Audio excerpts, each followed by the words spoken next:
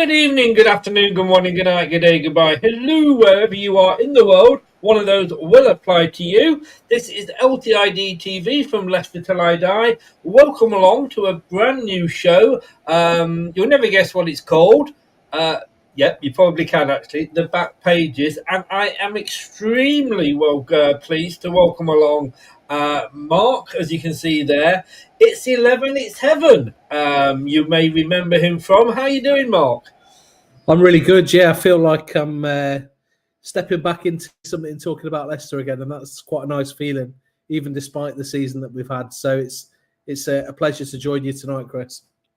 Not at all. It's nice for you, and thank you very much for joining us. 11, it's heaven. I didn't realise it had stopped, to be honest with you. What happened? We sort of ran out of guests to get on. So the whole thing was we had ex-Leicester players come on and you do a bit of a lap of them and run out of them occasionally, don't you? So we did really well. I think we've got about 60 episodes out there. Really enjoyed doing it. And then some of the lads have got different priorities now. So some of them started a family. One got married and, just left me and my brother-in-law. So we did our best to keep it going. Honestly, it should be bros before hoes. Yeah, exactly. That's what I tell Brad, but he doesn't believe me. But no, welcome. Say new show. Basically, the idea is, and it's the first one, so it'll be interesting to see how this progresses over the weeks. But there's obviously, especially with the season ending now, we're approaching the silly season. Some would say it's already started. Some would say it started last August.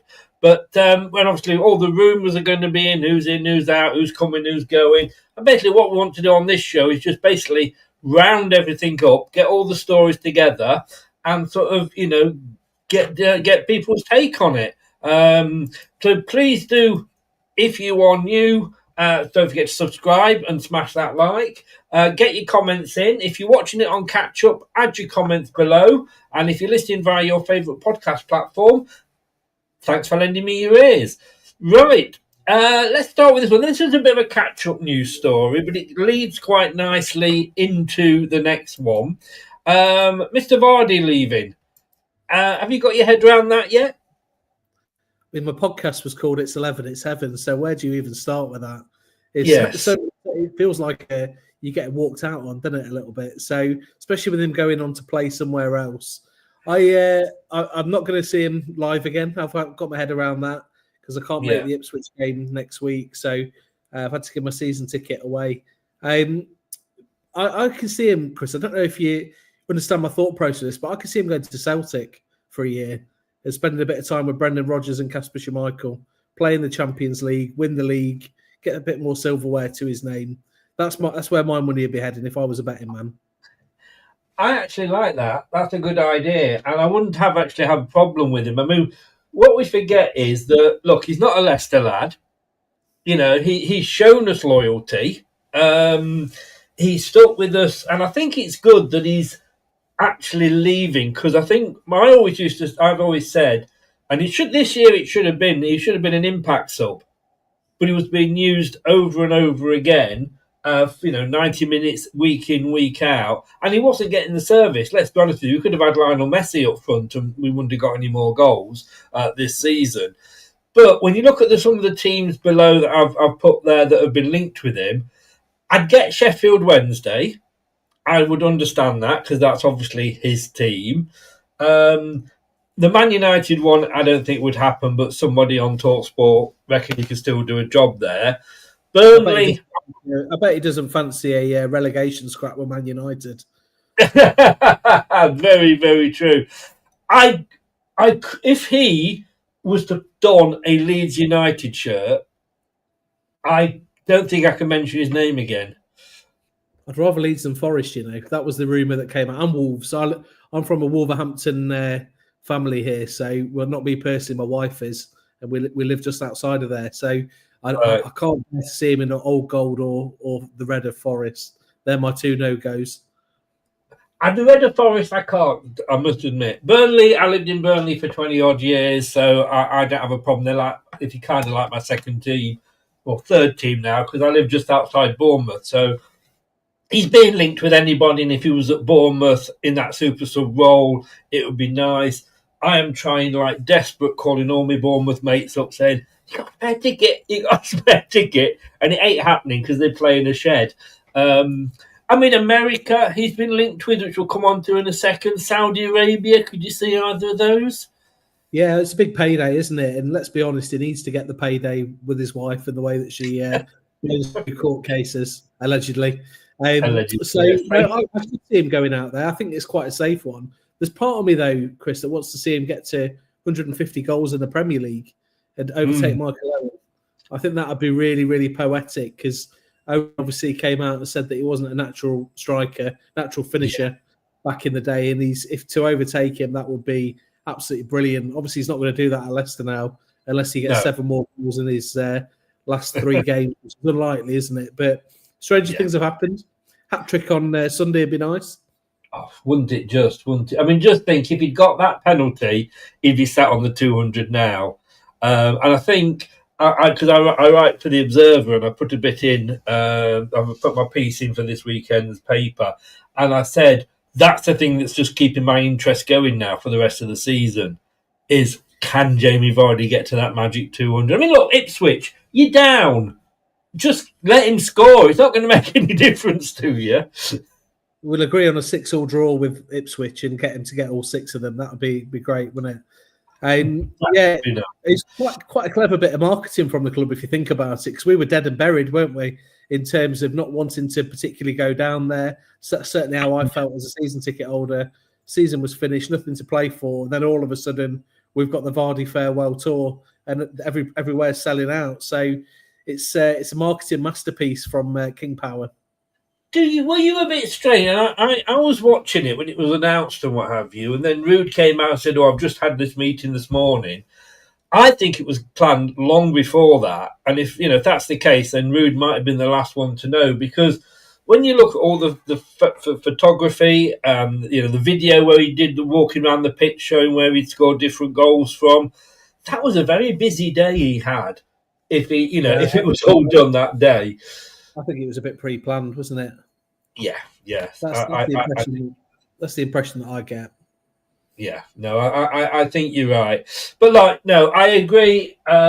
Wolves, I don't like Wolves, but it wouldn't be the end of the world for me. Forest, no way. I think if he went to Forest, I think he'd know what it would mean to us if he went to Forest. And Leeds United as well. God, if he goes to Leeds. But talking of America, because it is being linked, according to that well-known Bible of truth and honesty, The Sun, their headline, Keeping Up with the Vardashians, only The Sun, it says here, the Vardys are eyeing a move to America after Becky held talks with stateside TV bosses where Jamie is wanted by MLS footy sides. We can reveal Wag Becky, 43, is the target for the makers of US reality shows, including Netflix real estate smash Selling Sunset. I could see that coming off, actually. It's a different world, isn't it? First of all, though, she's 43. She looks all right on 43, doesn't she? Yes. I mean, I don't know whether she's had a little bit of help, allegedly.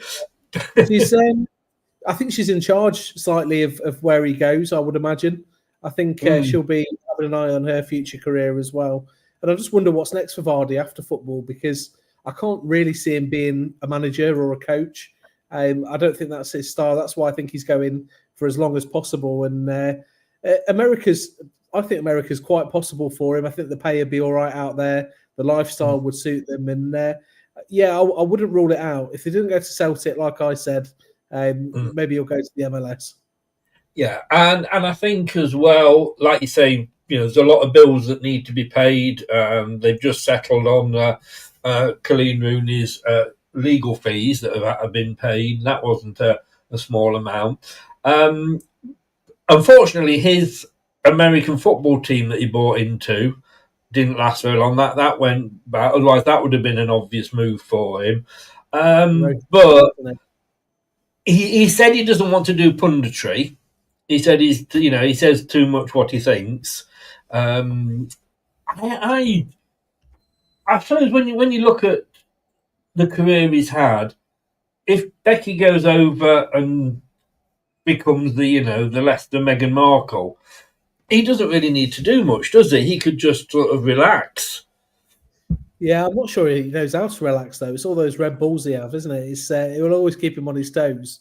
I just hope whatever he does, he enjoys what he's doing, because he deserves a long and happy retirement from football. But I could see him going for another couple of seasons yet. I think he'll play till he's 40, a la Teddy Sheringham. And I think he could, in places like, excuse me, whether that's Saudi Arabia or America, I think he could get away with playing till he's 40. Just said here, San Diego FC and Wayne Rooney's ex-club DC United apparently are interested. I could very much see that happen. I think it'd be more of one of the Californian teams if it was down to Becky. You'd be watching Selling Sunset or whatever it is if he goes out there and he's on that. Yes, exactly. So yeah, that's going to be interesting to see. And it hit me earlier. Like I say, I kind of got used to the fact that he's going, and in a way, I'm quite pleased he's going, because I think while he was at the club, it would stifle anybody else coming through. It's always, It's like following Fergie, isn't it, at Man United? Yeah. Whoever does it, they're going to have the weight of the shirt on their shoulder. There is an argument about whether we even retire the number 9 shirt, which I know is a divisive question. But someone at some point has got to play up front for this football club and score goals for us. Yes. And whatever era they do that in, what's better than the Championship to go and do it? And we could get a new striker in, young, hungry for it. I don't think Patson Daka is the answer. I don't know what the question is if he's not the answer, but he's definitely not the answer. And I think we need to find someone else to start again. I mean, how long has it taken us to get over Riyad Mahrez? Everybody that came in, he's no Riyad Mahrez, is he? He's okay, but he's no Riyad Mahrez. I think if buy someone that looks marginally like Vardy, like we did with Rashid Gazelle with Mahrez, and hope that it works out. Don't say those two words, Richard Gazelle. Craig's made a good point here. FC Charlotte, you got Christian Fuchs as the assistant manager, Dean Smith as the manager. They're doing very well. That is a strong, a possibility, isn't it? Really. Yeah, But let's go on then to the next story. I don't know. First of all, and the little squared logos there, obviously showing you where we get the news from. First of all, are you a Ruud van Nistelrooy fan? No, I don't think you can be. Can you? The guy's lost 80% of his games for us. He's probably the worst. There are one or two out there. Yeah, there are one or two out there. Listen, I understand it. I get it to a point, because you have to feel a bit sorry for him working with the board that he's working with, not having the resources. But you can't ignore the fact that he's lost so many games, so many in a row, and hardly picked up any points. I mean, it's very much. What's the word? What am I trying to say here? He came in, and I wanted Steve Cooper in at the start simply because I thought with the points deduction he might just get us to the point of being, in 17th. I wasn't hoping for anything more than that. And then when we saw how we were playing, yes, I wanted Ruud in. But let's be honest with you, those 2 games against us for Man United got him the job. Mm-hmm. But he has been awful. And it's not just that he's been awful. He's been awful the same way, week in, week out. What did they say? That insanity, trying the same thing 1,000 different ways and coming out with the same result, or hoping the same result. And I think if he takes us and carries on in the Championship, God knows where we're going to end up. We could do at Luton. We could, because changing the mentality, I don't think it's going to be that easy with the same manager and the majority of the same squad. And losing games can become a habit quite quickly, can't it? And that's why we've done it so well this season. That's one thing we have been consistent with, is losing games. Yes. So for me, I think it has to go. However, I don't believe he will go. I think they'll leave him in charge for next season. I think they'll take the cheap option again, which is, sorry to disagree slightly, but I think Steve Cooper was the cheap option. Stroke, was he all we could attract because of the incoming points deduction that never came? That was a possibility for us. So every week that passes by, I really expected that we'd have a break clause in his contract when we got relegated, and that'd be it. And Andy King would be in charge for the last 5 games, trying to bring some feel-good factor back to the place. I'm not saying we should give the job to Andy King. That's not what I'm saying at all. What I'm saying is that for the last 5 games with nothing to play for, at least he would know what it means to represent Leicester City Football Club. But every single week that passes by, and he doesn't even know if he's going to be in charge next season. How motivated would he be then for the remaining games? I don't know. I mean, there's so many, and this is the thing that gets to with this club, and I've done so many shows on this, is the fact that, and I write for the BBC every other Tuesday, with obviously, Kate, we alternate, and, one of those I wrote, for God's sake, just tell us what's going on. As fans, they treat the fans like mushrooms, the old proverbial keep us in the dark and feed us on shit. But the rumours are that we can't do anything until the 1st of July because of PSR or whatever it will be called next season. Wouldn't be surprised with that, would you? No. Wouldn't be surprised if that was the case. But why not put him on gardening leave? Yeah, agreed. I agree with that. I think the frustrating thing is you see even clubs like Luton come out, and Cardiff, who were notoriously badly run, come out, and their owners are putting statements out after relegations. Yeah. We've heard the grandson of Nafal from ours, and they don't have to. Of course, it's their club and they can do what they want. But with all of that noise around, sat the board, etc., it was a really good opportunity to come out and draw a line under this season and let us know how they were going to take us forward next season. Whether Ruud van Nistelrooy is a part of that or not. It could be a big redemption for him next season. He seems like an intelligent man. He also seems to me a bit like Brendan Rodgers when he'd given up as well.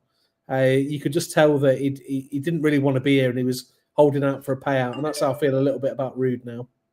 Is it intelligent, though, to keep playing the same team and the same formation with the same players every single week and losing every single week?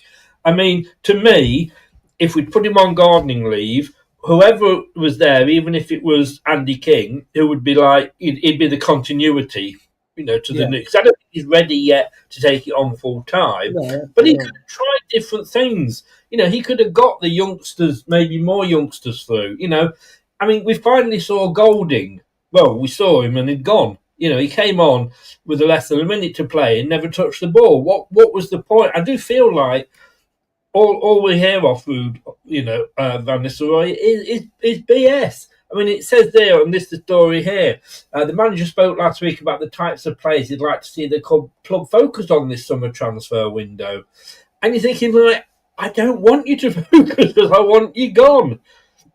The other side of that, of course, is that we should be getting further ahead than the other clubs in the division for next season with a transfer window because we knew what league we were playing in earlier than any club in the Championship did, because that was every club could have gone up or down. We should have been really starting to make moves already. The fact that we're being so lackadaisical with, or appearing that way anyway, is a huge worry for me. I think Ruud, I think you're right, he is a bit full of BS because he likes to come out with, I'm giving youth a chance, but he doesn't really. He gives them, he gave Jake Evans 5 minutes, he gave Golding 30 seconds, he gave Monga 20 minutes. And I know it's not easy for giving Monga more than that. I mean, the lad's still at school, for God's sake. It's not a usual situation. But, I'd rather see 11 of the under-21s play and get battered and at least show a bit of pride than see Wout and Vestergaard go like that after every goal. Yeah, exactly. Don't start me on phase. Otherwise, we'll be here for 5 hours. But what gets me is, like, once we were down, then it doesn't matter. You can say to the youngsters, go out. If you get battered 3-4-0, well, we're getting battered 3 or 4-0 anyway. Go out and just show what you can do and enjoy yourselves.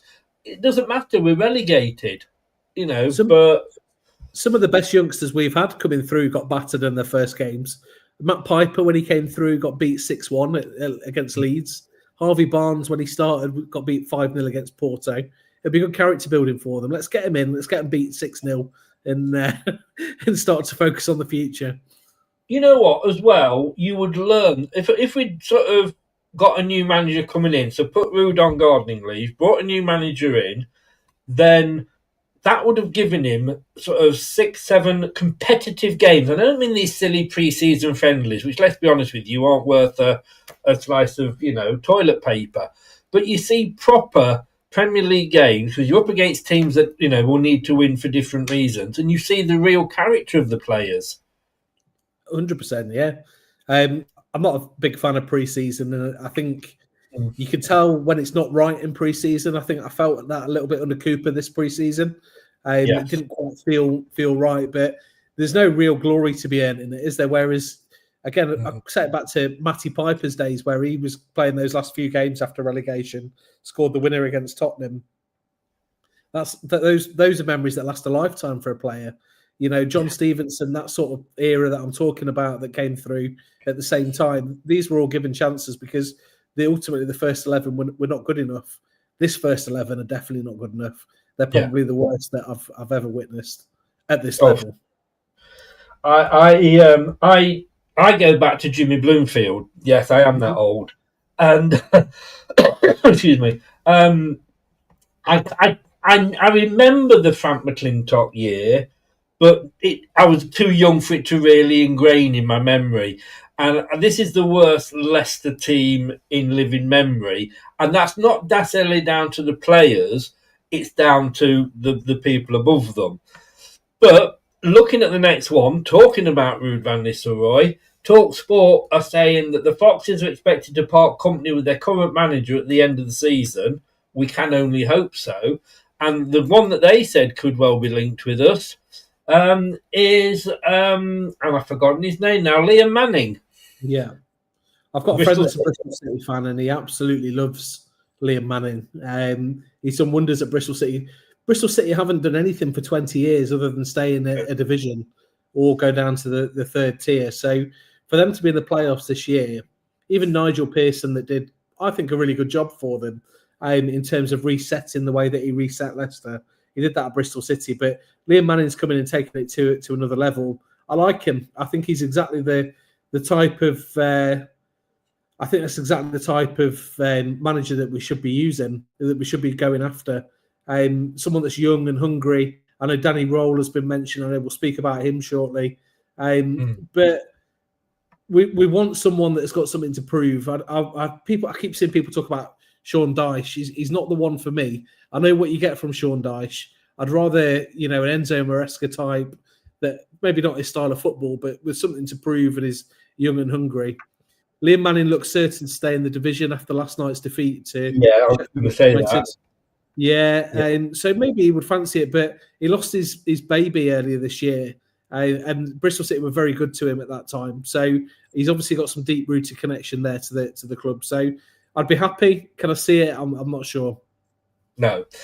Like you say, you sometimes things like that build a bond between people and the clubs and what have you that we don't see. Do you think it's important in this division that we're going to be in next season, the Championship? Because when we got relegated last time, I don't think any of us saw Enzo Maresca. That was completely left field. And one of the ones that I said that I would have liked in charge, if we could get him, was Kieran McKenna. And as it happened, look what he's done. Now he's not going to come to Leicester because he's got a team that I think is perfect for the Championship them next season. But do you think we need a name, or do you think we need somebody like Liam Manning here with the experience in that division? So I think Leicester City are a big football club nowadays. I think we can still attract a good manager. And I think Liam Manning and that ilk, maybe Danny Roll as well, they're good managers at that level. Have they got enough to keep us up? Should we go up? And, for as bad as we've been this season, I can still see us going up next year, if we keep the core of the squad, because they're going to be too good for the Championship. your Mavrodidis, Fatawu. We'll talk about Bilal El-Khanous a little bit later as well. If we manage to keep hold of him, he would absolutely rip the Championship up. So I think we could do with someone on the way up rather than someone that's just here for a payday. I know that talk at one stage was Ancelotti's son, David Ancelotti, potentially. And I think that's the sort of name that would excite the owners and try and build the brand and all the rest of it. So you never know. I think Leicester City still have a decent amount of pull, but we should be looking for beyond next season as well. I mean, I don't know if you know Manny, that's on Blue Tinted Glasses. He's been on a couple of times, and he's sort of saying that Leicester need to decide what the style of play is that they want to go forward with. And like with Enzo, there was a certain style of play, and people were still moaning that it was boring, even though we were 17 points clear at the top. I just didn't get that. But that every squad, whether it's under 23s, under 21s, 17s, whatever, played the same way. So that when they moved up, they knew exactly what was expected of them. So I think that what they need to do, and I can see the Sean Dyche, like you say, he wouldn't necessarily be my choice, but he would do a job. The problem is, though, he is only a short-term manager. He could probably get us up and he might keep us up, but he's not going to take us mid-table or anything like that. So I think they've got to decide on the style they want to play and then go with the manager and then have the next manager ready to come through, whether that's Andy King or whoever. But the interesting one, if you mentioned him a few times, is Danny Rowe, who was interviewed recently. He's doing the rounds in Germany, apparently. He's doing quite a few interviews with local press out there. And they've said on Sports Witness that maybe he's trying to get his name out there. I mean, there's something going on with his position at Sheffield Wednesday, and we know what Sheffield Wednesday like with managers when they do well. And I'm just, it's almost like saying, well, if he doesn't get a job over there, then he might consider Southampton, Leicester, or Ipswich. I think Southampton's the obvious one for him because he was the assistant manager there for Ralph Hasenhüttl. So that's potential for him to go there. I think he's a better manager than Sheffield Wednesday, and at his level, he's done well to get them to 12th in the league this year. Yeah. With no end of problems off the pitch at Sheffield Wednesday, players not getting paid, etc. So that's the sort of caliber and the ilk that I would looking for. I've just seen a comment about getting us on the front foot and playing that style of football. I'd love that. I've seen 4 goals this season at Leicester, and I've got a season ticket. That is how many goals I've seen. That's £125 a goal, pretty much. So I'm not happy with what I've seen this season. And I get that the Enzo style of football wasn't for everyone, but it did a job, didn't it? And I wonder if we'd be in the same situation had he have stayed. I think it's a sliding doors moment for us when he went. What I would like us to do is to get someone that most of the fan base wants and is behind, because I found it a really divisive sort of time in the fan base the last couple of years. Everything's gone a bit wrong, isn't it? From when we got relegated last time, there was a bit of respite with it in the Championship, but it's just been horrible this season. And I want the man, whoever's going to come in, to bring us all back together. Yeah, I mean, I can even remember when Nigel Pearson, it was quite divisive at times under Nigel Pearson before, we got to the end. And you're never going to please all the fans all of the time, and that's the problem. And, what did Top and the board maybe listen to the fans a little bit too much when they made maybe a quicker decision than we thought over Steve Cooper, but then, or did they react then because they left it too long with Brendan Rodgers? They left it too long with Brendan Rodgers. The real, I think I just said sliding doors moment. I'll say it again. Was when we really should have sacked him after the Forest FA Cup defeat 4-1 at Forest when they were in the Championship, and we should have replaced him with Unai Emery, who was available at that time. I think he would have come to Leicester. We had European football. We'd just been having Champions League chasers, and we left it too long. And then we panicked and ended up getting Dean Smith in the end, didn't we? Who couldn't keep us up, which I don't hold against him. And then this season, I think the only chance we would have had of surviving would have been if we'd have brought in David Moyes. He's done an excellent job at Everton. He's obviously got a connection to Everton. I think if we had got Potter over the line, he still would have failed. But yeah, I don't even remember where I was going with this, but I'm passionate about this next manager, whoever it is. I can see it being Russell Martin as well. Oh, no. No, and that's again another one that's going to split the fan base. It is. I'm sorry, anybody but Russell Martin. What's that? AOBRM. I think we should be saying. But look, like you say, not everybody's going to be pleased. Whoever it is, then we should get behind them and see how they do. That goes without saying. But they've just got to get this one so right. They really, really have. And I think I'm not confident about coming up next season because I don't know what the EFL are going to have waiting for us. Management plan. There is them. Yeah, points deductions. We're still technically under transfer embargo. Talking of which, if we are under transfer embargo, we can't bring players in or get players out. But I didn't see this until you sent it through to me earlier on a letter to the Extra. Vestergaard and Leicester could negotiate an early end to his contract. The thing is, he did all anyway. He was one of our better players last time we were down here. Again, is it a case of Ruud van Nistelrooy is just falling out with everybody left, right, and centre? He's not good enough though, Chris. Really, for the Premier League, he's not good enough. He's too slow. Yeah. He was perfect for Maresca's style of football, and he was the start of a lot of our attacks last season in the Championship. But I think his time is. I get really frustrated with him because he looks like he doesn't care half the time. And I don't want that in any players that put on the blue of Leicester. So, for me, next season, I would put Ben Nelson as the player to build the back four around. I'd probably keep a Coley. And Harry Souttar is one that I'd be really sad to let go of. Did you see my show the other night? No, he never got a chance at Leicester. That's my back three for next season. Right, okay. Yeah, I'm with you. Maybe we could take it over. Exactly. I'm just reading it here, and there's a bit of bad translation because the newspaper is bold, not the washing powder, the Danish newspaper. That was, if you like, Maresca's little present to us before he left, wasn't it? A new 3-year contract. Unbelievable. But he did. When you look at that season, and I tried to defend him, no pun intended, as much as I could, because when he came to Leicester, why Brendan Rodgers bought him, God only knows. And Rob Tanner said this, Rob Tanner said to Brendan, well, he doesn't fit into your style of formation. And Brendan saying, yes, he does, and then never played him. And he didn't.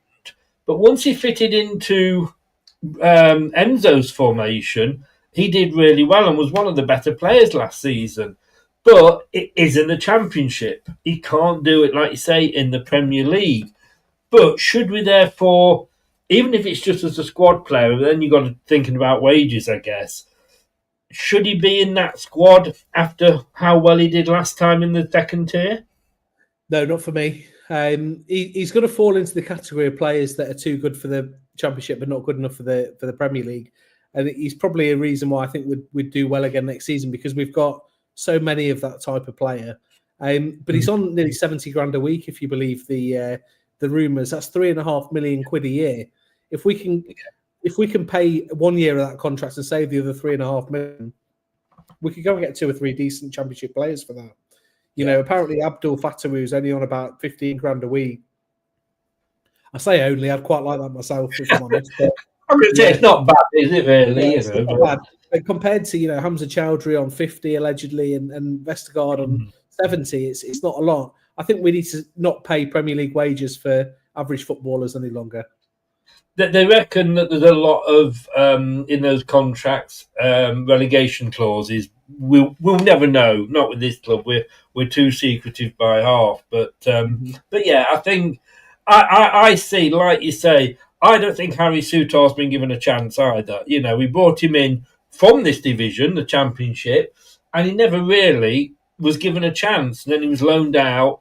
And if you look at how he plays for Australia, what he can do is actually head the ball into the net. Something that Vestergaard I mean, look, he's shorter when he jumps, Vestergaard, isn't he? He is. He jumps at 5'6".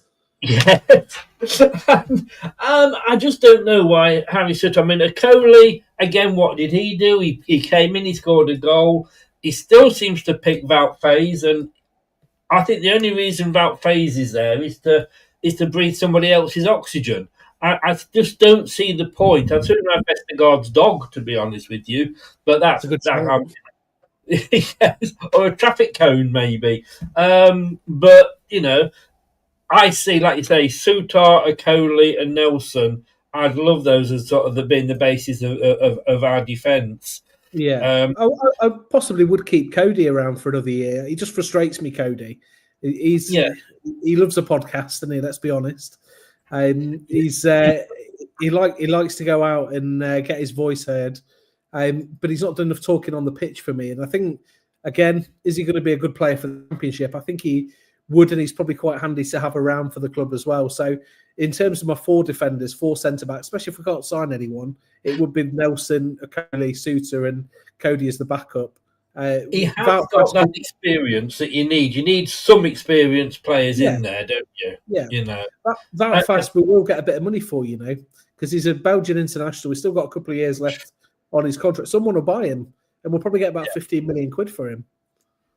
Man United, maybe. They're daft enough, or Spurs. It's 80 million for Man United. Yeah, that's true. That is very true. The thing I think with Cody is, and Brad always says that, he calls him TalkSport Cody because he's always on there. But I think there's probably, TalkSport, and I was asking, because our podcasts go out on TalkSport, part of their fan network. I was asking them, and they said, well, we always approach where we can the club and ask them to supply somebody. Mm-hmm. So they're not always asking Cody, but at the start of the season, Cody was just never played, was he? He was never picked. So he was the player that had the drive to go and talk to people. But no, he will have that experience, and that is going to be the experience that we say we do need to keep some experience. Looks like the first signing going out, and that is Iverson. We're not going to get any money for him because he'll go on a free because his contract expires. I would have liked. I think Mads could well go next season. Oh, 100%. I think Stolarczyk is a good replacement. I don't think he's done anything wrong, and I think when he was playing both this season and in previous seasons, I think he's very similar. He likes to play the ball out from the back. I would have liked to have seen Iverson as the number 2 because, again, I don't think he's particularly done anything wrong, but he's ready for the step up, isn't he? Yeah, Iverson, you get to a point, don't you, I imagine, as a footballer in your career where you go, do I want to actually play football or do I want to be Danny Ward?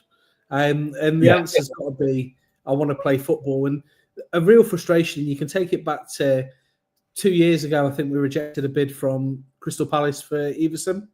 And then last year we rejected a bid from Derby, I think. And then we're letting him go on a free. And he's never played any football really in that time. He did at the back end of the last relegation season. But he had a loan at Preston before and he was very impressive there. But we're actually going to have a smattering of goalkeepers in the Championship next season who came through on our books. Victor Johansson at Stokes, another one that was really highly rated, and he's done a good job in the Championship. And I can see Iverson being the same, really. Yes. I mean, I think that the important thing you said there was Danny Ward's leaving. Good.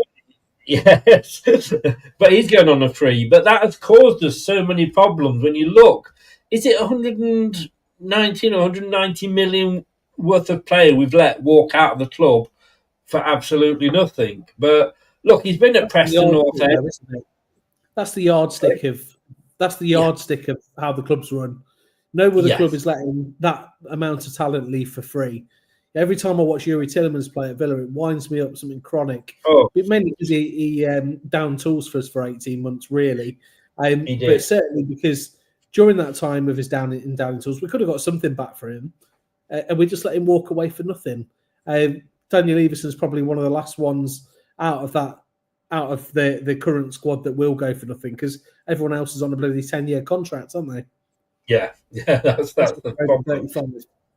Yeah, and I get annoyed with Yuri Tielemans because if you look at Harry Maguire, his contract was up, and he knew he was probably going to be going, but he signed a new contract because he said, "Look, you've saved me from relegation when I was with Hull. You've brought me back into the Premier League. I want to show you some loyalty. I'll sign, but I want all these get-out clauses, if you like. 80 million or a Champions League team, which was fair enough, and that's why we were able to get £80 million for him. I don't know to this day why couldn't Yuri Tielemans just have done that."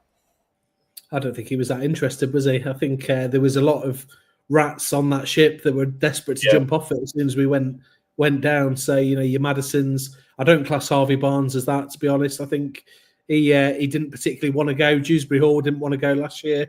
But, that opportunity was the right opportunity for them at that stage. But the way that quality players like Maddison and Tielemans sort of down tools is unforgivable for me. Do you think Maddison did? To a level, yeah. Well, no. Did he down? No, he was our best player that season. But he still sort of let us down at big moments, and he came out with all the rubbish in the press. Again, like Cody, he likes to talk, doesn't he? Yes. Yeah. And that was a frustration for me in that season. But yeah, maybe not. Maybe that's harsh on Maddison. Are all injured at the minute, though, aren't they, Chris? Have you noticed? He's out for the rest of the season, yes. And Tielemans and Schmeichel. And are they? Oh, I didn't realise that those two were as well. It's obviously the Leicester City curse. Seagrave curse is spreading. Yeah. We've obviously got Harold Shipman as the club doctor somewhere, haven't we? Allegedly. Allegedly. This one was interesting. Tottenham to make a bid 30 million to sign Leicester City wonderkid Jake Evans. In fairness, this is only on a Tottenham fan site, if you like. So it's like me putting something up. Not necessarily any truth in it. But yeah, it says here Tottenham have set their sights on another teenage prospect with a bold 13 million bid already lodged as they look to raid Leicester City for one of their most exciting young talents. They signed obviously Archie Gray for 40 million. We've got to start holding on to some of these players, haven't we? It's difficult though, isn't it? Because I think the system is geared against any side out of the top six holding on to their talent, and it gets hoovered up by the bigger teams because they can, especially when they're that age. He's only 16 still. So I think it's really, really, really, really difficult to hold on to them, and that's why I think a lot of people think Monga's not going to be around the season after next, at least. Maybe he will be next season. I see this story as a bit of a non-starter, if I'm honest, with Jake Evans. I think he will turn pro at Leicester at least. He seems to have come through from quite a young age. Had a really great goal-scoring season in PL2 this season. Bit of a travesty he wasn't put up for player of the season in PL2 because I think he's the top scorer in there. And to do that at 16 is something. I think he's got a bit about him, and if Patson Daka could pass the ball, he would have got his first goal for us, I think, at the weekend. If Patson Daka doesn't trip over a ball, and if he can just stay on his feet. Again, he's another player, don't start me on. Levy would never play that much. Evans were about 2 million by a tribunal. Yeah, quite possibly. I think it's a shame, and I just think it sums up modern day football when players will look. I mean, look at Jack Grealish. He was, if you like, the Jeremy Vardy of Aston Villa, wasn't he? He was there. He was loyal. He was playing week in, week out. How has his career gone since he was earning the big bucks at Manchester City? It's gone down the pan, isn't it? A little bit, but he's earning probably double what he was at Villa. In terms of a career move, again, what do you value? Do you value the money, or do you value the time spent on the pitch? Do you value the trophies, or do you value playing for Aston Villa because they're never going to win a trophy? No, I know what you mean. It's, I suppose, look, the loyalty goes to a certain degree with the likes of Kieran Dewsbury Hall, Jamie Vardy, and Jack Grealish at Aston Villa. If for Yuri, we were just a job. Yeah. Just like you and me, getting up at 7 o'clock, getting in the car, driving off to work, and doing an 8-hour day. That's all it is to them. So you can't necessarily expect loyalty, but surely they want to be. Jack Grealish's England career isn't going to go forward very far, is it? No, I mean I can see him moving in the summer, and maybe he would go back to Villa. I don't know. Maybe they would go back after him. So I don't know. I personally, if it was me and I was playing football, I would want to play football. And it's a shame that he's gone out there. It didn't start like that for him at Man City. Don't forget, he was playing and he was winning stuff for them. So if 100 million was always a heavy price tag for him to wear, I think. Yeah, I mean that doesn't help. I mean, look at Harry Maguire at United. The 80 million price tag hung heavy around his neck. One of the things I hopefully will be looking forward to next season is across the middle to have, Avadidi, El Kanous, plus one other, and Fatawu. I mean, and if you took, let's say, I don't know, Alves probably in there.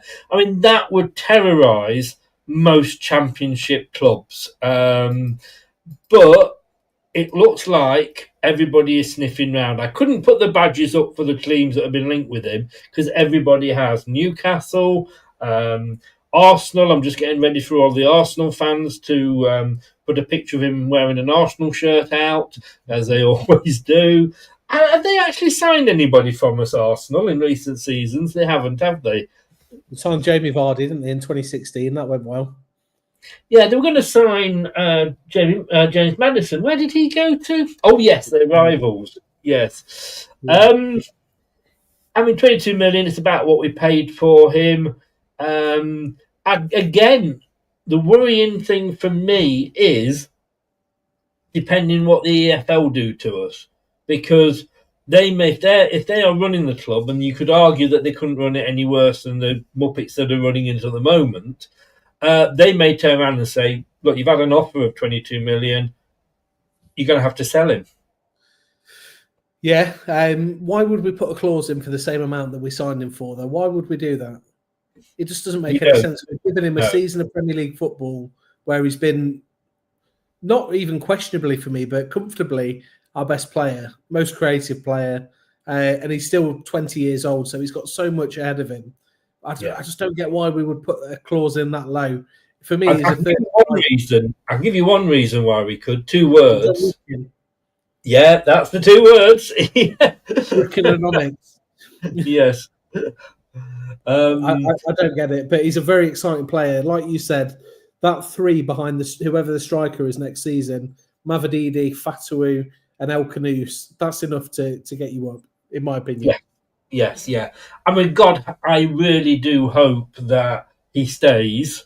And I think, and I know no disrespect to Morocco, but I think Morocco are more likely to pick players from a second tier of a country rather than just stick to the top league, because I don't think they have that option. Belgium possibly with Wout Faes, but I suppose again it depends how ambitious he is as well. Yeah, does he want to go and be in the reserves at somewhere, or not getting a game every week, or does he want to stay at Leicester and potentially put some big numbers in next season? He's 20 years old, second tier football. We've signed him. He's got 4. I think he's got 3 more years on his contract. I really, really want this guy to stay.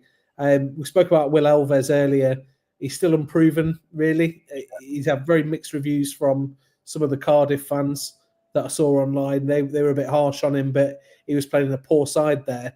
And, the real criminal thing for Will Alves was that tackle from the Wolves lad that did him a couple of years back, because I think that set him back now.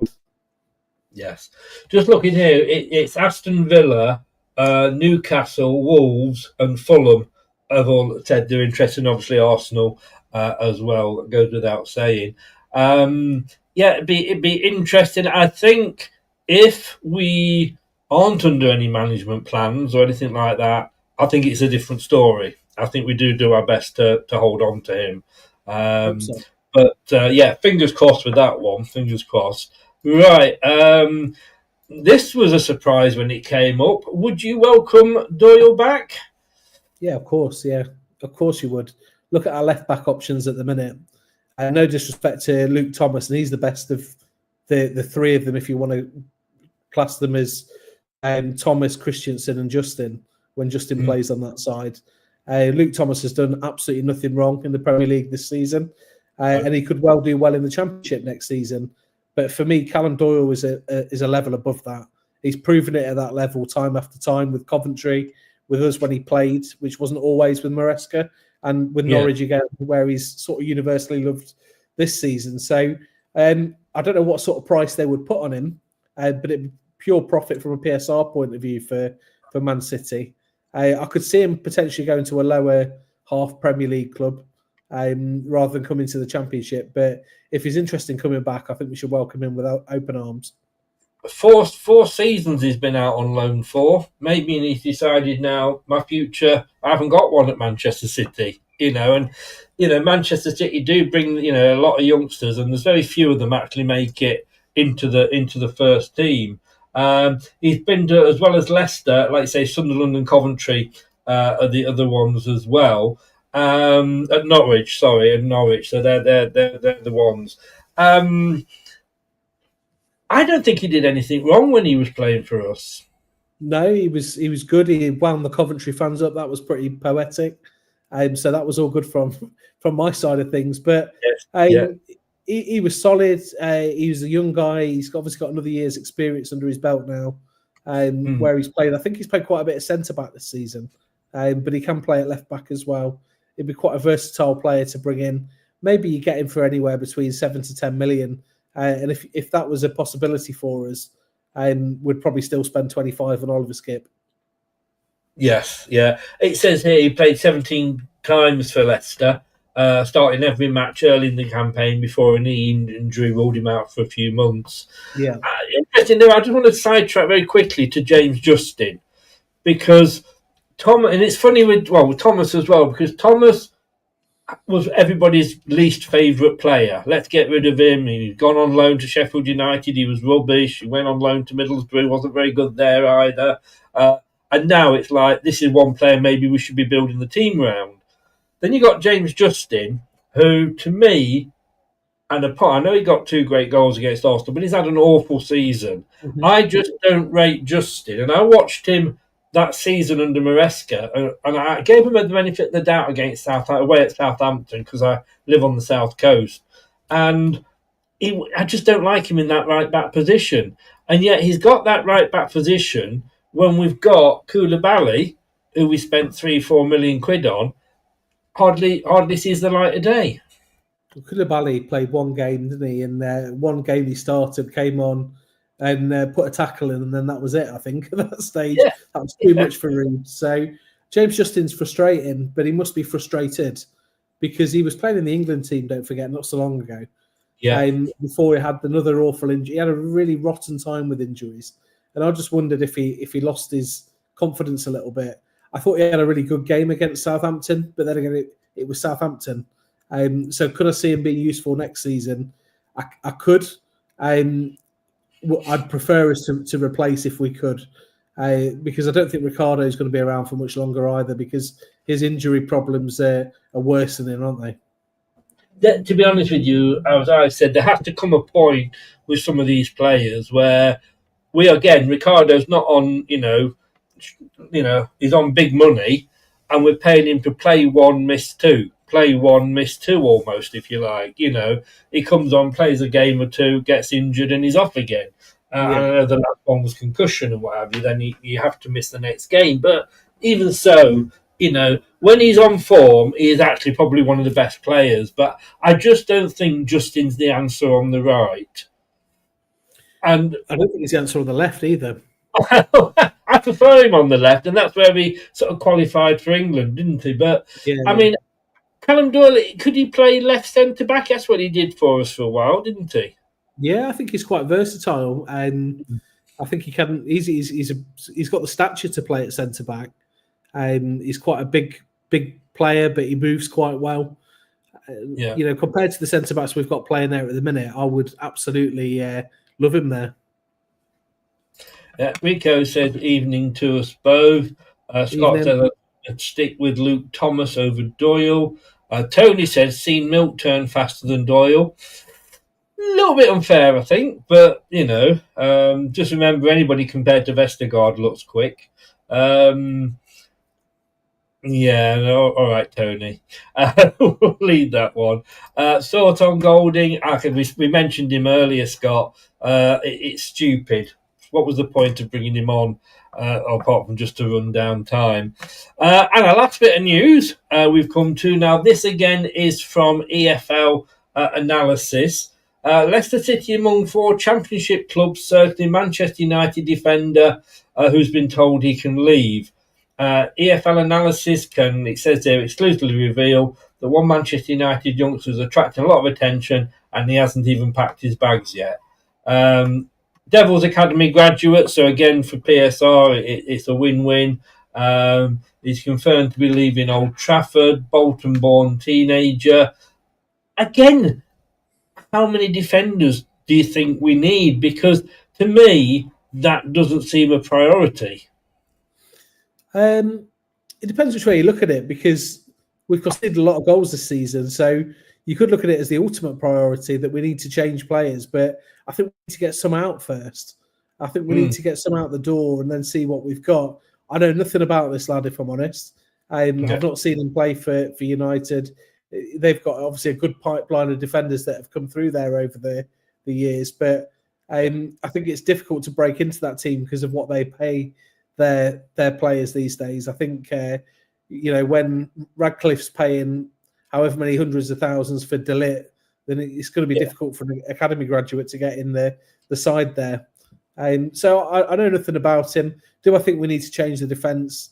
Potentially, but I think we need to go with those options that we spoke about earlier on. That's the thing. Yes, I think, and what is worrying me is that all the news that's coming out is about defenders at the moment. And yes, let's be honest with you, the defence has been shit this year. But there's 2 players, Faye, Vestergaard, that we could get rid of straight away. We've got the players there that could possibly do us a job for us in, like you say, Suter, and I've forgotten the other 2. Help me out. Okoli, Nelson. Thank you very much. My mind went back, completely went then. That's because I'm old. And it's a striker that we need. Daka's got to go. I think Daka, and everybody says, well, we're more down at his level. Well, it wasn't his level last time we were down here. No, it wasn't. I can remember him being pulled off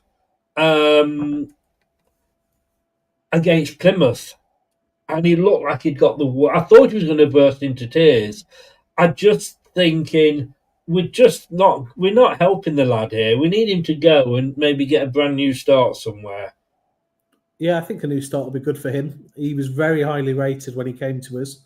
And I think I don't know where we're going to get our next striker from. I don't know what sort of profile that striker would be. I don't know who fits the mould for us at the minute. And it'll probably be someone from Europe, I imagine, that we'll look at bringing in on the cheap to try and do a bit of do a bit of, I don't know, a bit of wheeling and dealing with down the line. We had a Poku, didn't we, who was at Leuven for a while, who's in the under-23s, but I don't think he's going to get much of a chance. But Patson Daka isn't the one for me. No. Get rid of Daka. He falls down too much and scores. Bendy legs Daka. I mean, we remember when he got those 4 against, Moscow, and he did score a screamer against Villa, but apart from that, but just reading here on Jack Kingdon, he joined Rochdale on loan in January after 4 years with Manchester United, arriving from Morecambe's academy in 2020. He's 19, and he lifted the under-18 Premier League last season, signing his first professional deal in July. He's a former Scotland under-18 captain who trained with United first team and made 10 under-21 appearances this season. Kingdom's development earned him his first loan move for senior experience. He previously gained first team environment exposure through United's pro experience scheme, including a stint training with Altrincham, and he's already played for Rochdale, completing 90 minutes played at Rochdale, for Man United in the National League Cup, whatever that happens to be. I think, and I did a programme, I'm not sure it was the one that you came in on or not, where when we looked at the loan players, the youngsters we've got and the loan players that are out, if we have all those players coming back and the players that are coming through, if we have this management plan, whatever they call it, and we can't, transfer embargo, and we're forced to play those, it might not be the worst news in the world. No, I don't think so. I think there's a lot of talent there. I think one good thing out of Seagrave is the younger age groups that have started to come through seem to be of a real high quality. I think we've managed to sort of hoover up the area around the East Midlands and make sure they don't go to Forest or Derby, which is good. And there's plenty to be excited about. We've not mentioned Sammy Baybrook, Brandon Cover, who was out at Port Vale. I know that they might have had loans that you might consider not quite good enough, but so did Casey McAteer when he was at Wimbledon. He didn't really put any trees up there, but he came back and did a job for us in the Championship last time. So I think there's plenty of talent around for us to be excited about. And then that's without the guys that are touching the squad at the minute, Aluko and Evans and Monga and Golden. So, yeah, plenty for us to be excited about. Interesting just to compare us, if you like, a little bit to Chelsea, because when Frank Lampard was their manager and they had a transfer embargo, I think he actually got them qualified for the Champions League, playing all the youngsters and what have you. But then when he was allowed to go out and buy players, that's when it all went wrong for him. Yeah. It might take a bit of pressure off John Rudkin, who will be here forever. He will never leave the club, I imagine. So it's one of them, isn't it? You can't criticise a guy for transfers if he can't make any. So maybe he's crossing his fingers.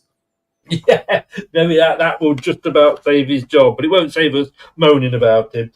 Mark, that's it. Look at that, almost perfectly on the hour, an hour and 2 minutes. Couldn't have almost planned. But thanks very much for joining us. I like that show, and we'll do it again next week. Just rounds up the gossip, and a lot of these that we're going to be doing are going to be gossip and rumours. Like I say, the sources aren't always going to be Fabrizio and Bob Tanner's and all of those, and John Percy's. But it's been fun. I hope you've enjoyed it.